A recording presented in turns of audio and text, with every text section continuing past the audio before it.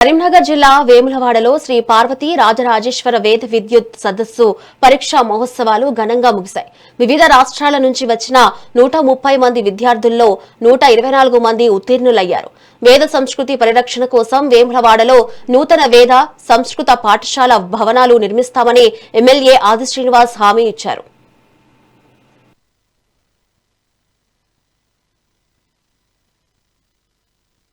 నూట 124 మంది పాస్ అయినట్టుగా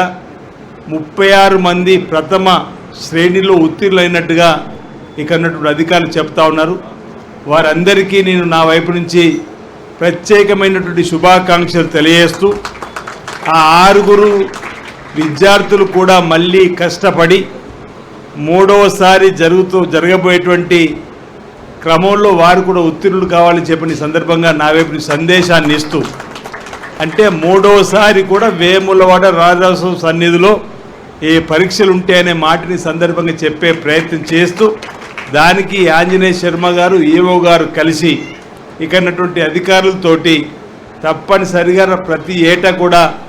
ఈ వేదాలను సంరక్షించుకోవడానికి మన సనాతన ధర్మాన్ని, మన యొక్క హిందూ ధర్మాన్ని, మన యొక్క దేశంలో ఉన్నటువంటి భక్తి భావాన్ని పెంపొందించే క్రమంలో పండితుల సంఖ్యను పెంపొందించుకోవడానికి గతంలో ఉమ్మడి ఆంధ్రప్రదేశ్లో తిరుమల శ్రీ వెంకటేశ్వర సన్నిధి జరిగినటువంటి కార్యక్రమాలు తెలంగాణ వచ్చిన తర్వాత మన ప్రాంతంలో జరగకుండా ఇక్కడ విద్యార్థులు అంత దూరం వెళ్ళి పరీక్ష రాసే క్రమంలో లేదంటే ఇలాంటి ప్రశంస పత్రాలు అందుకోవడంలో అవకాశం లేకపోయినటువంటి సందర్భాన్ని కూడా పురస్కరించుకొని మనం ఈరోజు ఇక్కడ ఈ అఖిల భారత స్థాయికి సంబంధించిన పరీక్షలు మనం వేములవాడలో నిర్వహించుకోవడం, దానికి రాష్ట్ర ప్రభుత్వం గారు ముఖ్యమంత్రి రేవంత్ రెడ్డి గారి అనుమతితో పాటు దేవాదాయ శాఖకు సంబంధించిన మంత్రులు సురేఖ గారి ఆలోచన విధానం, అదేవిధంగా ప్రిన్సిపల్ సెక్రటరీ శైలజ రమేష్తో కూడా మాట్లాడి తిరుమల నుంచి రావడానికి ఆలస్యమవుతుంది అంటే కూడా వెంటనే